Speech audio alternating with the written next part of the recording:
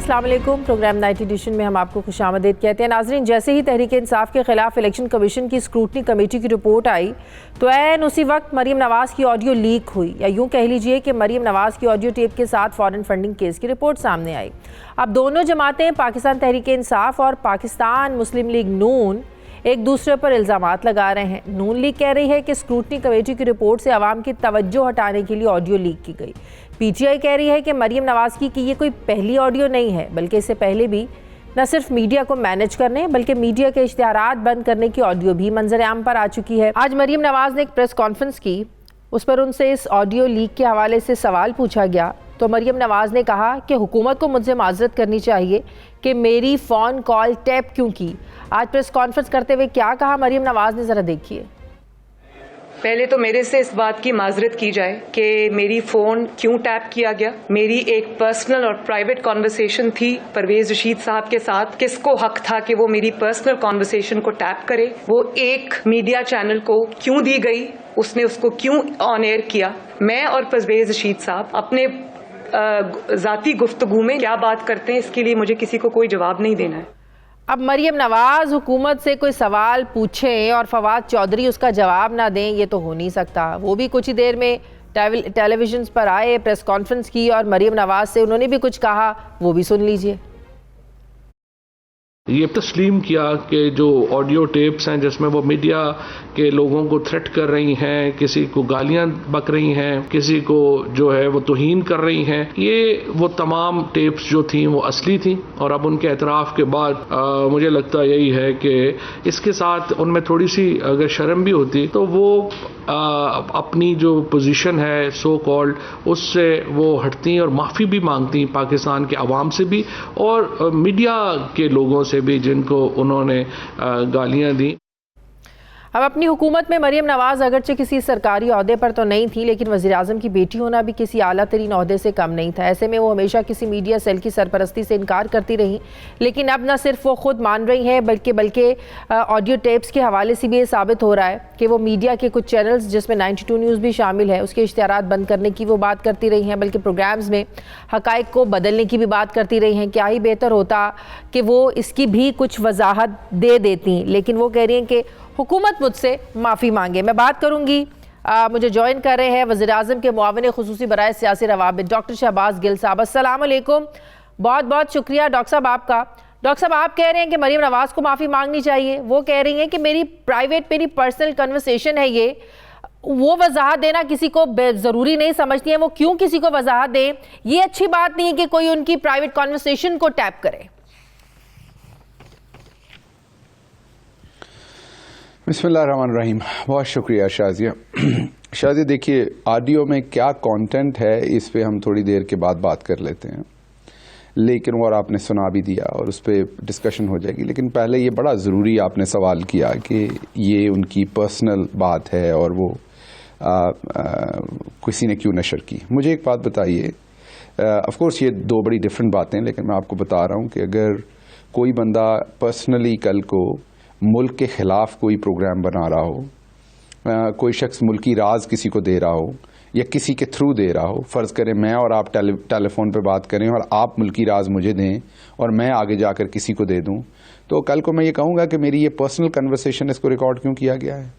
या कोई शख्स कोई और बुरा फेल कर रहा हो और वो अपने घर के अंदर कर रहा हो, लेकिन वो किसी बच्चे को मोलेस्ट कर रहा हो, किसी खातून को मार पीट रहा हो और उसकी वीडियो कोई बना ले और वो कहे कि ये तो मेरी प्राइवेट स्पेस की वीडियो है। नहीं, जब आप एक जुर्म करते हैं, ये बात दुरुस्त है कि ये भी देखा जाता है कि वो चीज़ सामने कैसे आई और उस पर भी बात होनी चाहिए, कोई ऐसी बुरी बात नहीं।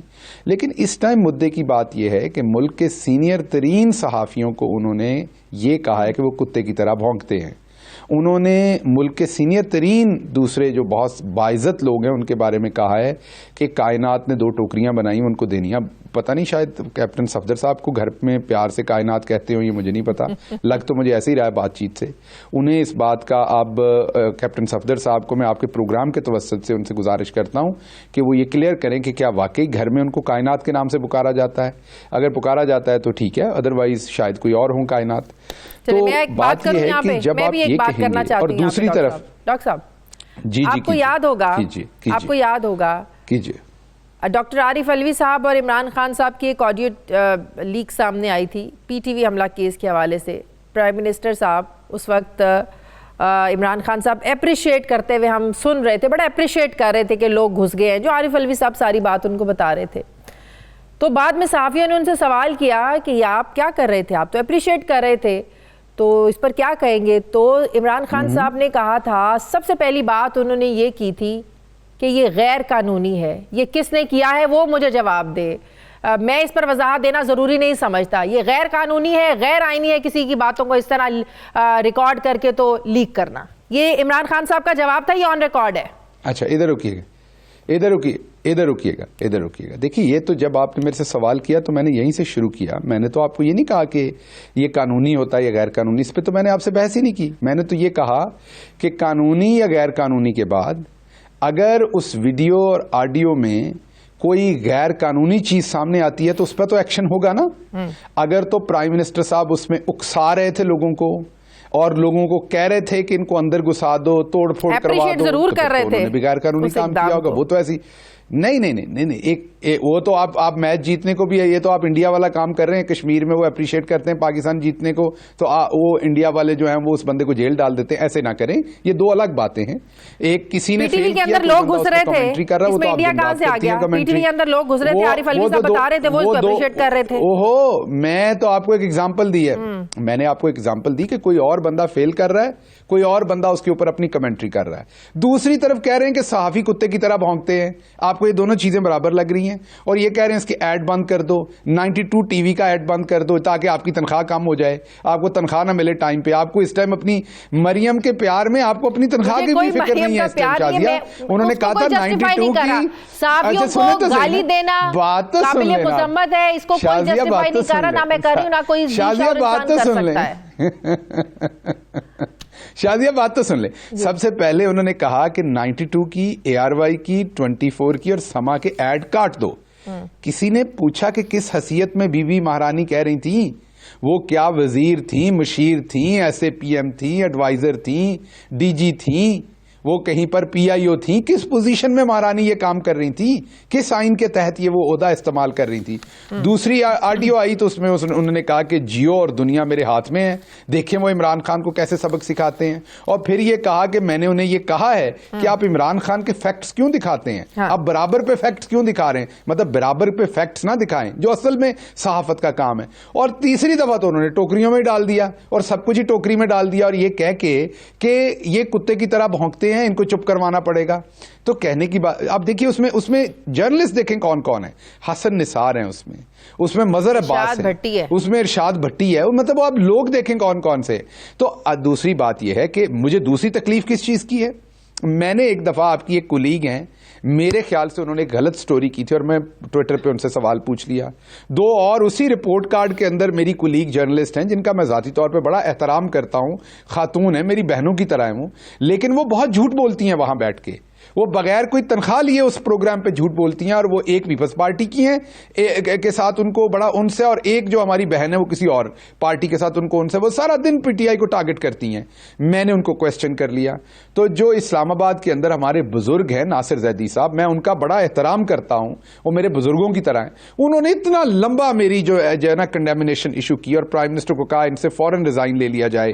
मेरा प्रेस क्लब में एंट्री के ऊपर दाखिले पे पाबंदी लग गई, मेरी प्रेस कॉन्फ्रेंस के बाइकाट की बात की गई। क्यों? मैं सौतेली मां का बेटा हूं आपकी, मैं आप सहाफियों की सौतेली मां का बेटा हूं, मैं कोई लोअर मेरी जो है वो नस्ल है या मैं किसी और मरीख से आया हुआ हूं कि आप लोग मुझे ऐसे ट्रीट करेंगे सिर्फ क्योंकि मैंने ये कह दिया कि आपकी ये खबर दुरुस्त नहीं। जो मेरी जिम्मेदारी है, मैं प्राइम मिनिस्टर का तर्जुमान हूं, मैं पार्टी के कम्युनिकेशंस के लिए SAPM हूं, मेरी एक जिम्मेदारी है। मैंने वो खबर डिनाई की, मैंने अपना फैक्ट दिया और मेरे खिलाफ पर्चा निकाल दिया कि आप फीमेल जर्नलिस्टों को ऑनलाइन उनकी खबरों को गलत कह के हरास कर रहे हैं। आपने मेरे पर पाबंदियां लगा दी। मरियम सफदर आपको कह रही है और परवेज रशीद कह रहा है, एक सेकंड, मरियम सफदर पूरी बात कर रहे थे, मैं फॉरेन फंडिंग पे भी लेके जाता हूं, आपको जहाज में बिठा के फॉरेन भी लेके जाता हूं। जरा पहले बात सुन ले। आप मेरे सवाल का जवाब मुझे तो पाबंदी लगा दी और आज मरियम सफदर मरियम सफदर और परवेज रशीद जो कह रहा है कि सहाफी कुत्तों की तरह भौंकते, आप में इतनी जसारत नहीं हुई कि आप उनकी प्रेस क्लब के अंदर एंट्री को मना कर दें? आप उनकी काबिल मुज़म्मत है, बिल्कुल ही काबिल मुज़म्मत करें। और आज जब आपने सवाल पूछा, आज जब उन्होंने सवाल पूछा, आज जब बीबी से सवाल पूछा तो उसने कहा वापस मेरे से माफी मांगो। और भाई माफी वो मांगे जिसने रिकॉर्ड की है। आपका तो अपना शौहर लोगों को ये धमकियां देता फिर रहा है कि हमने आपके बाथरूमों की जो वीडियोस हैं वो जो है वो सामने ले आनी और स्विमिंग पूल की। अब आप मुझे बताइए कौन बंदा है जो बाथरूम में कपड़े पहन के जाता है? बाथरूम में आप नहाने जाते हैं, कपड़े उतार के इंसान जाता है। तो इनका अपना शौहर तो लोगों को उनकी नंगी वीडियोस लाने की और बनाने की धमकियां देता है और खुद ये मोहतरमा दूसरों से माफिया मांगती हैं। तो इनका कोई एक तरफ इनकी कोई अखलाकियात मौजूद हैं। अगर आप लोगों ने इन्हें कंडेम ना किया, शाजिया, आपके और मेरी तरह के जो मिडिल क्लास के लोग हैं वो जब बोलेंगे ये हमें कुत्ता कहेंगे। मुझे नहीं पता कि इसको कौन सपोर्ट करेगा। बिल्कुल काबिल मज़म्मत है, इसकी जितनी मज़म्मत की जाए उतनी कम है। सहाफियों को गालियां देना और ये कहना, प्रेशराइज करना कि एक तरफ के हकाइक दिखाए जाए, दूसरी तरफ के हकाइक ना दिखाए जाए। भाई हमें तो सहाफत में पढ़ाया सिखाया ही जाता है कि आपने गैर जानिबदार रहना है, आपने दोनों तरफ के हकाइक दिखाने हैं, दोनों तरफ की बात सुनवानी है, दोनों तरफ का मौक़िफ़ रखना। अच्छा आगे थोड़ा सा बढ़ जाएं। जिस दिन फॉरेन फंडिंग केस की स्क्रूटनी कमेटी की रिपोर्ट आती है उसी दिन इस ऑडियो लीक का सामने आ जाना एक महज इत्तेफाक था? नहीं, देखिए ये जो ऑडियो लीक है ये कोई पहली तो नहीं आई ना शाजिया, इससे पहले 2 आ चुकी हैं। और मैं अभी आपको बता देता हूं क्योंकि ARY नहीं, एक और चैनल के मुझे जर्नलिस्ट ने 2 दिन पहले ये बताया, मुझे सुनवाई नहीं है ना दिखाई है, मैं ऐसे गलत बयानी करूं, लेकिन मुझे ये बताया है कि उनके पास बाजी की और भी एक ऑडियो है और उसमें वो सहाफियों की और धुलाई कर रही हैं और वो भी आनी है। तो मसला ये है कि आप लोग एक ही दफा फैसला कर लें आप कि बाजी से आपने ऐसे, क्योंकि बाजी को और गंदी गालियां भी आती हैं। मैं बताऊं, अभी तो कुत्ते वाली बात तक बात रही है, आपने सुनी मुझे पता चला है कि बाजी को गंदी वाली गालियां और भी आती हैं। तो मैं आपको ये बता रहा हूं, मैंने ऑडियोज में सुनी हुई हैं गालियां, मैं यही बता रहा हूं और आपको सुननी पड़ेंगी क्योंकि वो आप ही लोगों के बारे में है। तो मैं आपको ये बता रहा हूं कि बाजी को और गालियां भी आती हैं और जब वो ऑडियोज आई शायद तब आप लोग पाबंदी लगाएं उनकी प्रेस कॉन्फ्रेंस पे। अभी तो बड़े शौक से आप लोग कवर करते हैं उस सारे को। हम सवाल भी पूछ लें तो हमारी प्रेस कॉन्फ्रेंस का बाइकआउट हो जाता है। मैं तो दोहरे मेयार पे सवाल उठा रहा हूं, आप सारे मेरे सीनियर हैं, मोहतरम हैं, इज्जत। अब देखें ना, मुझे एक बात बताइए, शाजिया है, मोईद पीरजादा है, अरशद शरीफ है, खावर घुम्मन है, इरशाद है, शहजाद है जियो से, शाहजेब खानजादा, ये सारे मिडिल क्लास के लोग हैं, मेरी तरह के लोग हैं। तो अगर मिडिल क्लास के बंदे को बोलने पे ये अशराफिया, ये शरीफ फैमिली लिमिटेड कुत्ता कहेंगी तो फिर आप सारे तैयार हो जाएं, हम तो आगे बात नहीं कर सकते, यही 2 टब्बर बात कर सकते हैं। पहले बिलावल ने जर्नलिस्टों को कुत्ता कहा था, उसके बाद आप बीबी ने कह दिया, तो ये कहां रुकेगी ये बात?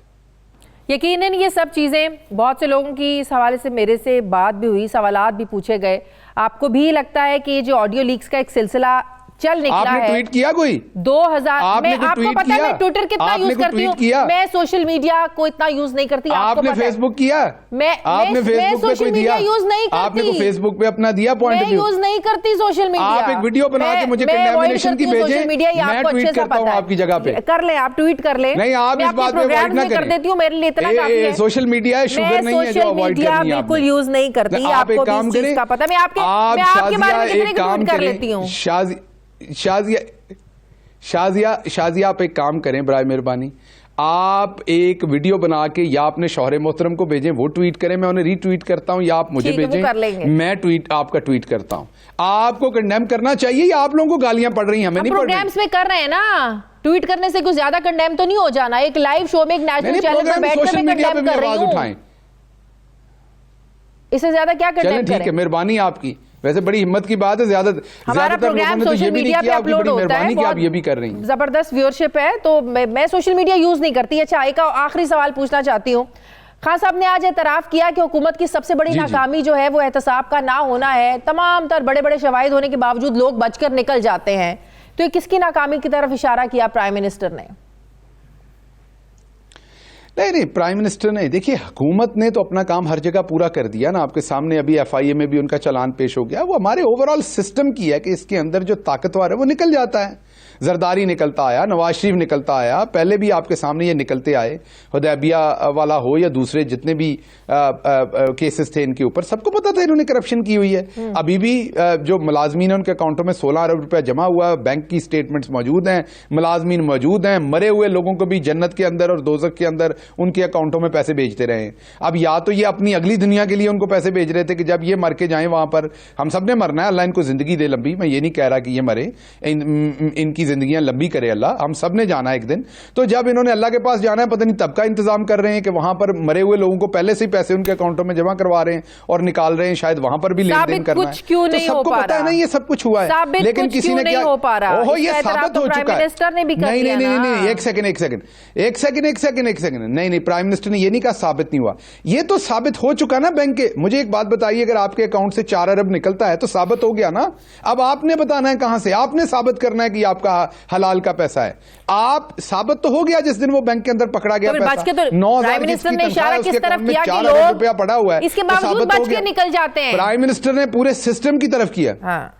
प्राइम मिनिस्टर ने हमारा जो सिस्टम है एहतसाब का, जो गरीब को पकड़ता है अमीर को नहीं पकड़ता, उसकी तरफ इशारा किया, और ये बात उनकी दुरुस्त है। प्राइम मिनिस्टर ने बिल्कुल दुरुस्त कहा, यहां अमीर के लिए एक और कानून है, गरीब के लिए एक और कानून है। अब आप कहेंगे आप बदलें, और भाई हम जो कुछ कर सकते हैं वो हमने किया है। कुछ चीजें बियॉन्ड आवर इंटरफेरेंस है, वो हम नहीं कर सकते। एक और सवाल, अब आप बैठे हैं, अब आपसे बात हो ही रही है, अगले 3 महीने प्राइम मिनिस्टर ने कहा बहुत अहम है, जनवरी, फरवरी, मार्च, क्या वाला इन 3 महीनों में कुछ अहम फैसले करने वाले हैं? ऐसे क्या इकदाम आप लोगों ने करने हैं कि इन 3 महीनों को प्राइम मिनिस्टर बहुत ज्यादा इंपॉर्टेंट समझ रहे हैं? देखिए, जो अगले 3 महीने प्राइम मिनिस्टर अहम कहते हैं वो पहले भी 1-2 दफा ये बात कर चुके हैं, डिफरेंट सहाफियों से भी, पार्टी में भी। वो है ग्लोबल इन्फ्लेशन की बात वो करते हैं। अगले 3 महीने इसलिए अहम है कि ग्लोबल इन्फ्लेशन हम एक्सपेक्ट कर रहे हैं कि वो नीचे आएगी। ग्लोबल इन्फ्लेशन जब नीचे आएगी तो हमारे लोगों को जो इस टाइम ग्लोबल इन्फ्लेशन की वजह से, क्योंकि पेट्रोल डबल है पूरी दुनिया के अंदर, डबल से ज्यादा है। आप देखिए कजाकिस्तान में लोग सड़कों पे आए हुए हैं क्योंकि वो बिल नहीं दे सकते। आप जर्मनी में देखिए रैकेट टूट गए, आप रूस में देखिए रैकेट टूट गए, आप दुनिया के यूके में देखिए, कल उनके प्राइम मिनिस्टर के पास उनके एमपीज गए हैं कि लोग इतना ज्यादा बिल नहीं दे सकते गैस का, 500% गैस के बिलों में वहां पर इजाफा हुआ है। तो पूरी दुनिया इस टाइम महंगाई की लपेट में है। तो हम अगले 3 महीनों में ये एक्सपेक्ट कर रहे हैं, ये बड़े अहम है पूरी दुनिया के लिए। एक तो ओमिक्रॉन किस तरीके से एक दिन में 10-10 लाख लोग इन्फेक्ट हो रहे हैं। कल अमेरिका के अंदर 24 घंटे के अंदर 10 लाख लोगों को कोरोना आया है, 2.5 लाख लोगों को यूके में आया है। तो ये वो जो सारी सिचुएशन है, हम कह रहे हैं कि अगले 3 महीने बहुत अहम है, पूरी दुनिया के लिए बहुत अहम है कि ये सारी पूरा साल वैसे आप लोगों के लिए वैसे भी बहुत अहम है, क्योंकि जाहिर है इलेक्शन की तैयारियां शुरू हो जाएंगी, कैंपेन शुरू हो जाएंगे। आप लोगों के लिए वैसे भी बहुत ज्यादा आपने भी फिर प्रोग्राम करने हैं, आपने भी प्रोग्राम करने हैं, आपने भी कमेंट्री करनी है, आपके लिए भी बड़े अहम है, आपके लिए भी बड़े अहम है, उतना ही अहम है आपके लिए भी। बिल्कुल, बहुत बहुत शुक्रिया डॉक्टर शहबाज गिल साहब, वज़ीर आज़म के मुआविन खुसूसी बराए सियासी रवाबित। मुझे ब्रेक लेनी, नाज़रीन वापस आते हैं वक्फे के बाद।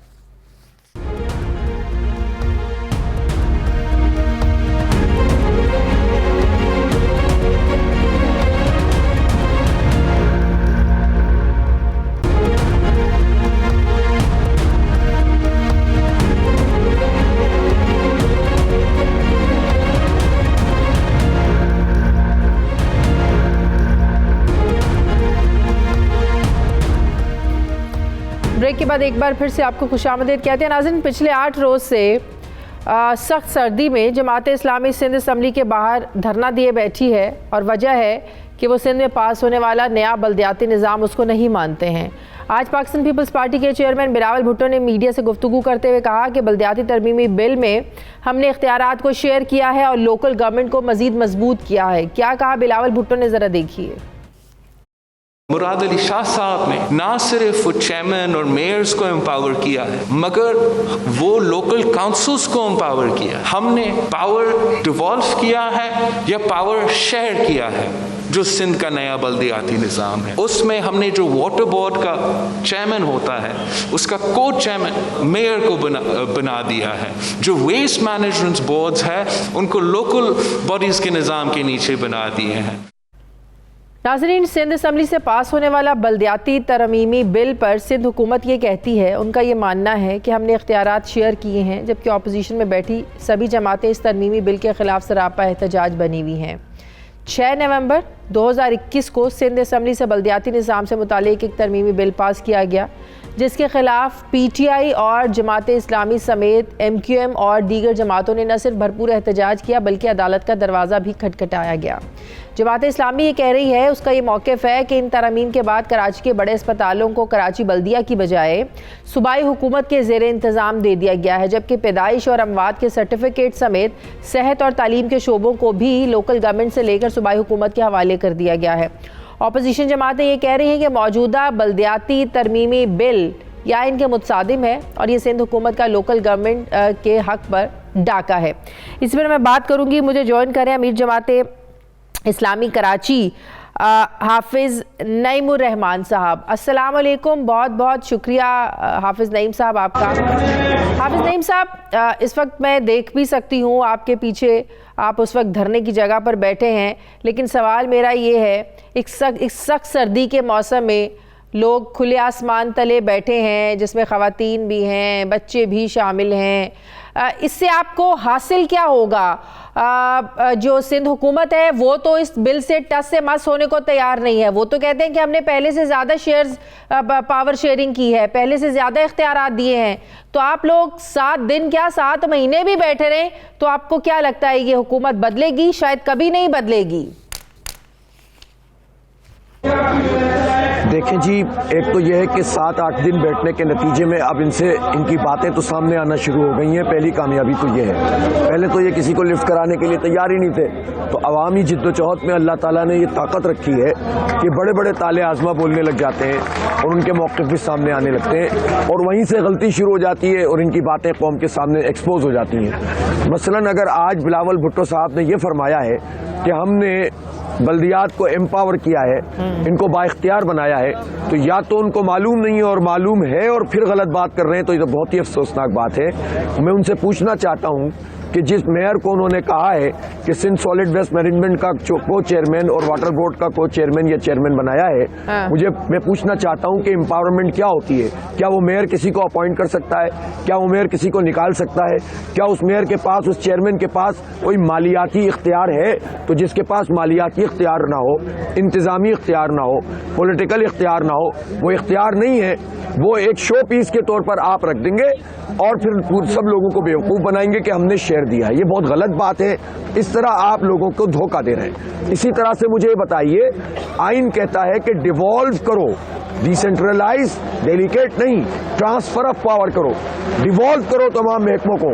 इन्होंने KDA का महकमा जो पहले डिवॉल्व हो चुका था सिटी डिस्ट्रिक्ट गवर्नमेंट का, वो उन्होंने वापस ले लिया, वो उन्होंने जो है वो दोबारा KDA बना दिया, मास्टर प्लान इन्होंने दोबारा बना अपने पास लिया हुआ है, इन्होंने मलियर डेवलपमेंट अथॉरिटी बना के अपने पास ली हुई है, इन्होंने लियारी डेवलपमेंट अथॉरिटी बना के अपने पास ली हुई है, इन्होंने तालीम के तमाम स्कूल अपने पास ले लिए, तमाम सेहत के ले लिए, और जो रह गए थे, जो KMC के बरस से डिस्पेंसरियाँ थी, अस्पताल थे, अब्बासी शहीद अस्पताल, सोबराज अस्पताल, स्पेंसर आई अस्पताल, वो सारे के सारे कब्जा कर लिए और तमाम डिस्पेंसरी अपने मातहत कर ली। हुकूमत मानती है कि चाहे स्कूल हो चाहे अस्पताल हो, ये बल्दिया के निज़ाम के तहत अच्छा परफॉर्म नहीं कर रहे थे, जिसकी वजह से सूबाई हुकूमत ने फैसला किया कि इसको वापस सूबाई हुकूमत के मातहत लिया जाए। देखें, मैं तो ये पूछना चाहता हूं कि जो सूबाई हुकूमत के मातहत इदारे उनका क्या हाल है? 49,000 स्कूल हैं सूबा सिंध में, कोई एक स्कूल ऐसा बता दे जिसमें ये भुट्टो फैमिली, तमाम वजीर, तमाम मुशीर, तमाम लोग जितने भी मौजूद हैं वो इसमें अपने बच्चों को दाखिल करा सकते हैं। कोई सेक्रेटरी, कोई डिप्टी सेक्रेटरी और कोई सरकारी एहलकार अगर इस काबिल है, कोई एक स्कूल भी 49,000 में से जिसने अपने बच्चों को दाखिल करा सकते हैं, तो मैं कहूंगा कि इन्होंने बहुत काम किया है।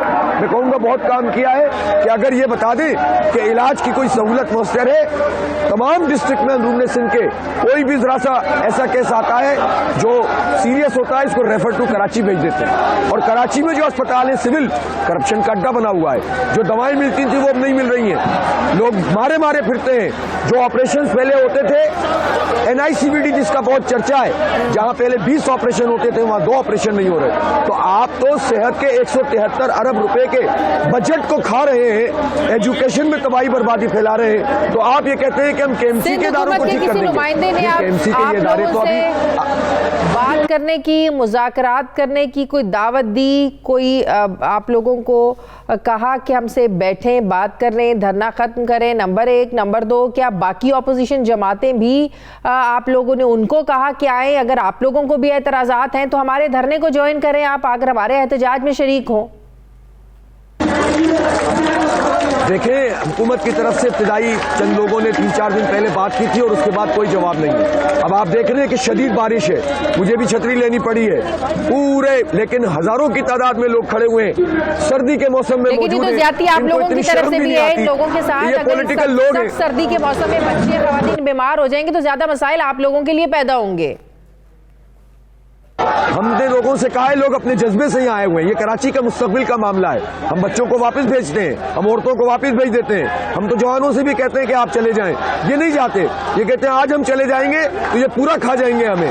आज ये डिसाइसिव मोमेंट है कराची के लिए। लोग इसको सिर्फ एक बिल का, कानून का मसला समझते हैं, हम इसको कराची के मुस्तकबिल का मसला समझते हैं। इसलिए कि सारा ट्रांसपोर्ट उन्होंने अपने पास रखी हुई है, एजुकेशन रखी हुई है, मास ट्रांजिट पे मेयर का कोई हक नहीं है, कोई इदारा ये डिवॉल्व करने के लिए तैयार नहीं है। भाई आप इतने पॉपुलर हैं, आप खुद जीत जाएंगे तो फिर आप एम्पावर कर दें, आप ही के लोग काम करेंगे।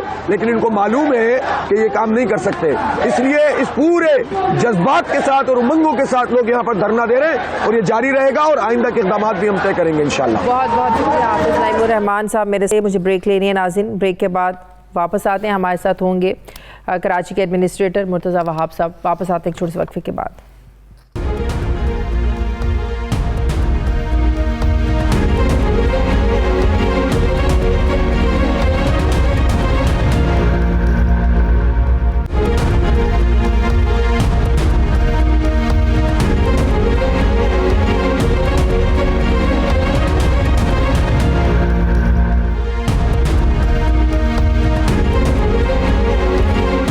एक बार फिर से आपको खुशामदीद कहते हैं नाज़रीन। मुझे ज्वाइन करें पाकिस्तान पीपल्स पार्टी के रहनुमा एडमिनिस्ट्रेटर कराची मुर्तज़ा वहाब साहब। अस्सलाम वालेकुम, बहुत बहुत शुक्रिया मुर्तज़ा वहाब साहब आपका। मुर्तज़ा वहाब साहब, बात यह है कि जो आप लोगों ने बल्दियाती निज़ाम से मुतालिक तरमीमी बिल 2021 26 नवंबर को सिंध असम्बली से कसरत राय से मंजूर करवाया, तमाम जमातों को उस पर एतराज़ात भी हैं, तहफ़्फ़ुज़ात भी हैं। जमात इस्लामी तो पिछले 7 रोज़ से धरना दिए बैठी है सख्त सर्दी के मौसम में। क्या वजह है कि आप लोग उनसे बात नहीं कर पाए अभी तक? जो जमातों के तहफ़्फ़ुज़ात हैं वो दूर नहीं कर पाए, नंबर 1। नंबर 2, जो उन जमातों के तहफ़्फ़ुज़ात हैं कि आप लोगों ने तो पावर शेयरिंग की नहीं है, बड़े बड़े इख्तियारात तो आप लोगों ने अपने पास रख दिए, तो ऐसे बल्दियाती निज़ाम का फ़ायदा क्या? अवाम तक हम देंगे क्या? बिस्मिल्लाहिर्रहमानिर्रहीम। देखिए, मैं समझता हूँ कि किसी भी चीज़ को समझने के लिए जब लोग अपना एहतजाज कर रहे हों या अपना पॉइंट ऑफ व्यू कन्वे करने की कोशिश कर रहे हों, मवाजना कर लेना चाहिए। आप जो बल्दियाती कानून है इसका पंजाब से और खैबर पख्तूनख्वा से आप मवाजना कर लें। हम लोग कन्विंस्ड हैं कि हमारा ये बिल है, हमारा जो कानून है ये ज्यादा बैलेंस्ड है, ज्यादा एम्पावरिंग कानून है पंजाब और खैबर पख्तूनख्वा के मुकाबले में। मैं आपको एक और मिसाल ये देना चाहूँगा कि खैबर पख्तूनख्वा में तो ये हुआ कि जब बल्दियाती इंतखाबात में पाकिस्तान तहरीक इंसाफ को शिकस्त फेस करना पड़ी तो उसके बाद उन्होंने उसमें भी तरमीम ला के इख्तियारात जो हैं वो असिस्टेंट कमिश्नर को दे दिए, तो फर्दर पावर्स को डाइल्यूट कर दिया। मैं आपको बताना चाहूँगा कि जो लोग एतराज़ कर रहे हैं सिंध के नए बल्दियाती निज़ाम पे, मैं उनसे पूछना चाहूँगा क्या उनको ये बात अच्छी नहीं लगती कि आपके बल्दियाती नुमाइंदे आप प्रॉपर्टी टैक्स इकट्ठा करेंगे? पहले वो टैक्स प्रोविंशियल गवर्नमेंट इकट्ठा करती थी और पैसों को ट्रांसमिट लोकल गवर्नमेंट को करती थी। अब वो बल्दियाती इदारे यानी कि वो जो टाउन है, जो निचली सतह पर इलेक्ट होके लोग आएंगे, वो खुद कलेक्ट करेंगे। आपका वाटर एंड सेवरेज बोर्ड जो है उसके अंदर आपका मेयर कराची जो होंगे वो उसके को चेयरमैन होंगे। सफाई सैनिटेशन के अंदर जो Sindh solid waste management board है उसका जो डिविजनल बोर्ड बनेगा उसका सरबरा जो है वो इलेक्टेड मेयर होगा। उसके अलावा पुलिस हो, हेल्थ हो, एजुकेशन हो, इस तरह के बहुत सारे और प्रोविंशियल डोमेन बच्चों के स्कूलों का निजाम जिसका नेटवर्क 4500 स्कूल है वो बल्दियात के निजाम से निकाला गया, इसकी क्या वजह है? फिर बच्चों के बेब फॉर्म और डेथ सर्टिफिकेट तक ये सब जो चीजें ये सूबाई हुकूमत के पास रहेंगी तो लोकल गवर्नमेंट क्या करेगी फिर? थोड़ी सी मेरे ख्याल में आपकी जो तहकीक है वो गलत है। जो आपने कहा कि बे फॉर्म और बर्थ सर्टिफिकेट जो है वो प्रोविंशियल गवर्नमेंट करेगी, ये बिल्कुल गलत है। माजी में भी ये काम नादरा के थ्रू होता है और यूनियन कमिटीज और यूनियन काउंसिल के जरिए किया जाता है। अब की बार भी जो निज़ाम है वो इस पावर को यूनियन काउंसिल को देता है कि वो जो यूनियन कमेटी होगी, यूनियन काउंसिल जो कि lowest tier of elected government है, वो उस काम को करके नादरा के रिकॉर्ड के साथ उस बेफॉर्म बर्थ सर्टिफिकेट को इशू करेगी। जो आपने स्कूल की बात की, देखिए स्कूल जो आपके बल्दियाती इदारों के पास थे वो सही तरीके से चल नहीं पा रहे थे। और सिंध हुकूमत ने फैसला ये किया कि ये जो बल्दियाती इदारे इनका काम म्यूनिसिपल काम करना है, जो हेल्थ और एजुकेशन है ये प्रोविंशियल सब्जेक्ट है। तो हमने जो म्यूनिसिपल फंक्शंस थे उन तमाम चीजों के अंदर उनको एम्पावर किया। पानी, सैनिटेशन, कचरा, वो तमाम चीजें अब जो है वो इलेक्टेड लोकल गवर्नमेंट के जो नुमाइंदे होंगे वो करेंगे। और हेल्थ और एजुकेशन जो कि एक प्रोविंशियल डोमेन है उसको हम हेल्थ और एजुकेशन को हम प्रोविंशियल गवर्नमेंट के पास ले गए। मैं आपसे रिक्वेस्ट करूंगा कि जितने भी अस्पताल, जितने भी स्कूल इन लोकल गवर्नमेंट के जरिए चल रहे थे उनकी जाके ग्राउंड रियलिटी आप चेक कर लें। अगर आप जमीनी हकाइक देखेंगे तो आपको अंदाजा होगा कि वो अस्पताल नहीं चल पा रहे थे, वो स्कूल्स नहीं चल पा रहे थे। तो प्रोविंशियल गवर्नमेंट ने लोकल गवर्नमेंट की मदद की। याद हो, जो मैं सिर्फ सिंध की बात नहीं कर रही, सरकार के नीचे चलने वाले स्कूल, चाहे वो केपीके में हो, चाहे वो पंजाब में हो, चाहे वो सिंध में हो, चाहे वो बलूचिस्तान में हो, सबकी हालत ज़ार एक जैसी है। कहीं फर्नीचर नहीं है, कहीं स्कूलों की छतें नहीं है, बच्चे खुले आसमान तले पड़ते हैं, हर जगह एक ही हालत है। आप दुरुस्त फरमा रही हैं, ये आपका point of view is well taken. लेकिन अगर आप उन स्कूल्स का मवाजना जो लोकल गवर्नमेंट के स्कूल्स हैं उनसे करेंगे तो मेरे ख्याल में वो जो प्रोविंशियल गवर्नमेंट के स्कूल है वो उनसे बेहतर है। मैं ये नहीं कह रहा कि वो आइडियल सिस्टम है, बट मैं ये कह रहा हूँ कि यूनिफॉर्मिटी ऑफ कमांड के लिए जरूरी है कि प्रोविंशियल गवर्नमेंट अगर वो अस्पताल, अपने अस्पताल सही तरीके से चला रही है, अगर अपने स्कूल सही तरीके से चला रही है, तो वही लोकल गवर्नमेंट के निज़ाम के तहत जो स्कूल चलते थे या अस्पताल चलते थे वो अगर प्रोविंशियल गवर्नमेंट चलाएगी तो उसकी फंडिंग भी आसानी से हो पाएगी, उसके एम्प्लॉयज के इंटरेस्ट को भी सिक्योर किया जाएगा और एक यूनिफॉर्म सिस्टम आप ला पाएंगे। बट जब ये चीज आप उनसे ले रहे हैं, आप उनको दे क्या रहे हैं? आप उनको कह रहे हैं कि सिंध भर के जितने भी अस्पताल हैं, जितने भी स्कूल कॉलेजेस हैं, इलेक्टेड लोकल गवर्नमेंट को इख्तियार हासिल होगा कि वो डिस्ट्रिक्ट एजुकेशन ऑफिसर से पूछगछ करेगा कि बताइए स्कूलों की कंडीशन क्या है। अस्पतालों के हवाले से वो सवाल पूछ पाएगा कि आप बताइए उन अस्पतालों की कंडीशन क्या है। पुलिस जो कि बिल्कुल भी लोकल गवर्नमेंट के अंदर नहीं आता था, अब इलेक्टेड मतलब क्या आप ये कह रहे हैं कि जो स्कूलों की इंतजामिया है वो जवाबदेह होगी स्कूलों की कारकर्दगी के बारे में, स्कूलों की हालत ज़ात के बारे में या मसाइल के बारे में हमारे बल्दियाती नुमाइंदों को, राइट? वो हर 3 महीने अपनी एक रिपोर्ट सबमिट करेंगे उन इलेक्टेड लोकल गवर्नमेंट के नुमाइंदों को, वो लोकल काउंसिल के सामने सबमिट की जाएगी और जो लोकल काउंसिल की सिफारिशात हैं वो प्रोविंशियल गवर्नमेंट को फिर कन्वे की जाएंगी। मैं आपको इससे आगे जा रहा हूँ। पुलिस जो कि सबसे इंपॉर्टेंट सब्जेक्ट है, लोकल गवर्नमेंट का कोई डोमेन नहीं था पुलिस के मामलात के ऊपर। अब इस नए कानून, इस नए निज़ाम के जरिए आपने एक नई शिक डाली है कि हर 3 महीने आपका जो इलाके का थानेदार है, आपका जो डीपीओ है, आपके जो पुलिस वाले हैं, वो रिपोर्ट सबमिट करेंगे उस यूनियन कमेटी को, उस यूनियन काउंसिल को, उस टाउन को, उस केएमसी को, ताकि वो अपनी परफॉर्मेंस को देख सकें। वो एक कागजों से भरी एक रिपोर्ट उस नुमाइंदे को दे तो देंगे, लेकिन उस नुमाइंदे के पास इख्तियार क्या होगा? अगर उस स्कूल को कोई शिकायत है, अस्पताल इंतजामिया को शिकायत है, पुलिस के अमले को कोई शिकायत है, उसके पास कुछ पावर्स होंगी उसको उसके सोल्यूशन के लिए, उसको सॉल्व करने के लिए। अच्छा, मैं अब आपसे एक सवाल पूछता हूँ कि आईजी सिंध की परफॉर्मेंस से लेट्स से सिंध हुकूमत मुतमईन नहीं है या पंजाब गवर्नमेंट मुतमईन नहीं है, क्या पंजाब गवर्नमेंट या सिंध हुकूमत या केपी गवर्नमेंट को उस आईजी को हटाने का इख्तियार है यूनिलैटरली? नहीं है। देखिए, कवानीन एक सिस्टम के तहत चलते हैं आप चीजों को जब इवॉल्व करते हैं तो असल चीज यही है डेमोक्रेसी के अंदर कि आपको पूछ-गछ का इख्तियार है कि नहीं है, आप उसके सवाल जवाब कर सकते हैं कि नहीं कर सकते। अभी तो पुलिस जो है वो लोकल गवर्नमेंट के निजाम में आती नहीं थी, जो हेल्थ के तमाम अस्पताल हैं वो आते नहीं थे, जो स्कूल कॉलेजेस हैं वो आते नहीं थे। अब कम से कम वो जो इलेक्टेड लोकल गवर्नमेंट्स हैं वो सवाल जवाब तो पूछ पाएंगी, वो परफॉर्मेंस असेसमेंट तो कर पाएंगी, पता तो ले पाएंगी कि आया उनके इलाके में क्राइम रेट क्या है, क्राइम रेशो क्या है, स्कूल के अंदर क्या परफॉर्मेंस रही है, अस्पतालों में क्या परफॉर्मेंस रही है। और एट द सेम लेकिन अब टाइम जैसे मुर्तजा वहाब साहब, आप कराची के एडमिनिस्ट्रेटर हैं, जाहिर है आपके नीचे लोग काम करते हैं, आपके मातहत लोग काम करते हैं जो आपको जवाबदेह हैं। आप सिर्फ उनसे रिपोर्ट लेते हैं, वो आपको सिर्फ रिपोर्ट करते हैं, या आप उनके मसाइल को हल करने का इख्तियार भी रखते हैं?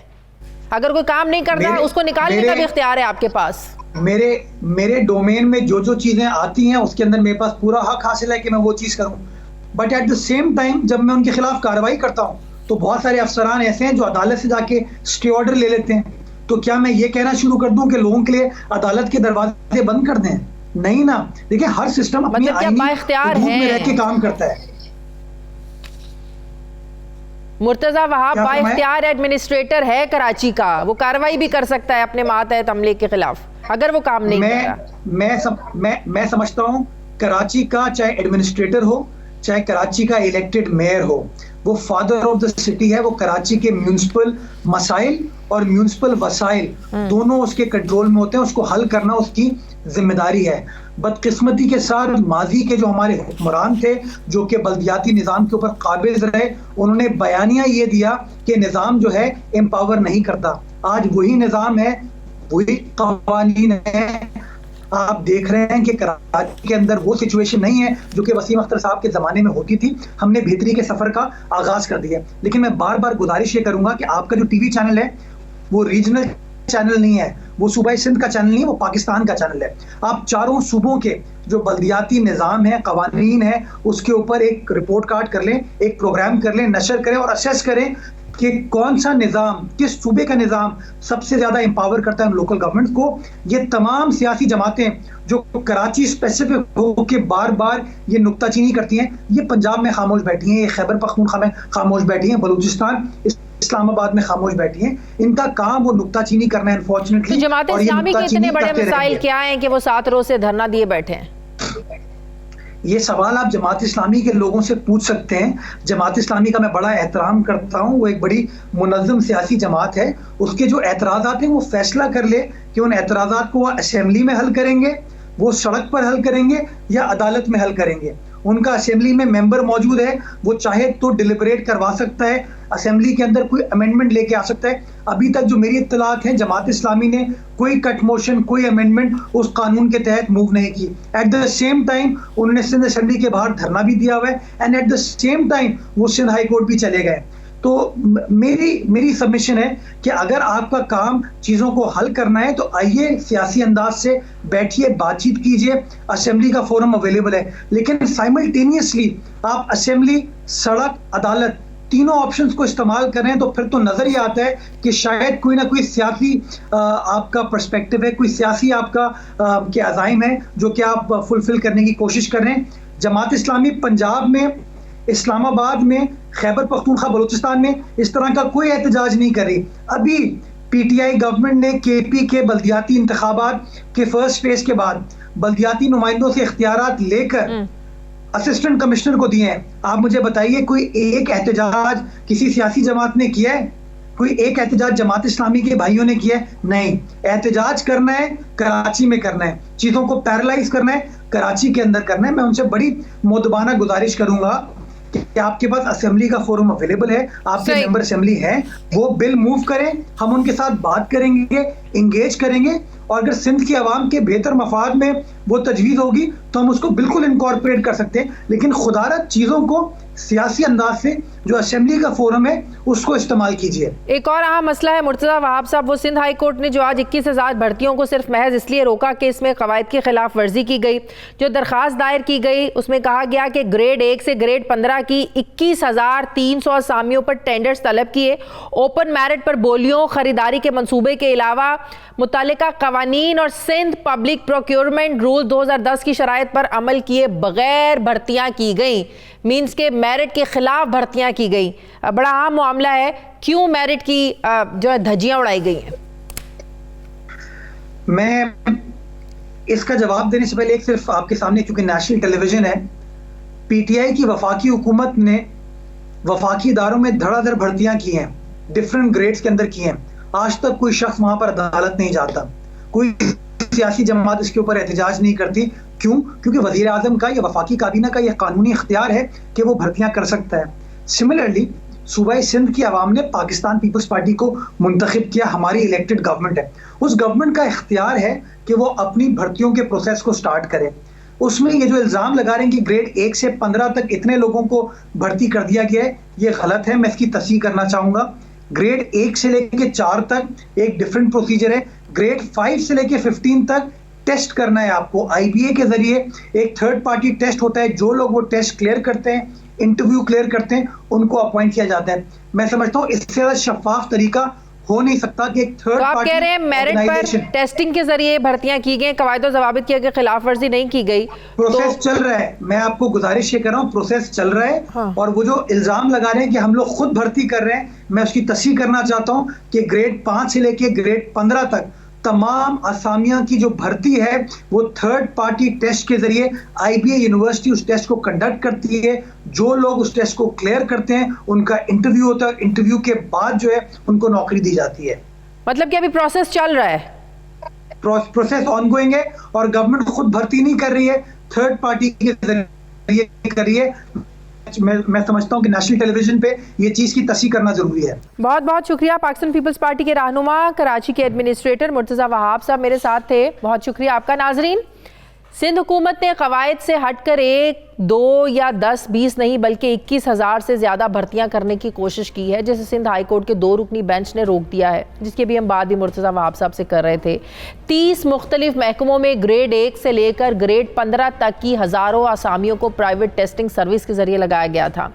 मुत्तहिदा कौमी मूवमेंट पाकिस्तान ने सिंध हाई कोर्ट से ये भर्तियां रोकने की दरख्वास्त की थी। दरख्वास्त गुजार ने मौक़िफ़ इख्तियार किया है कि फ्रीकैन को ये नोटिफिकेशंस जारी करने का कोई इख्तियार नहीं है। उन्होंने ये आइन और काबिल इत्तला कवानीन की खिलाफ वर्जी में किया है। दरख्वास्त में यह भी कहा गया कि ग्रेड 1 से ग्रेड 15 की 21,300 असामियों पर टेंडर्स तलब किए, ओपन मेरिट पर बोलियों खरीदारियों के मंसूबों के अलावा मुतल्लिका कवानीन और सिंध पब्लिक प्रोक्योरमेंट रूल्स 2010 की शराइत पर अमल किए बगैर सारी भर्तियां की गईं।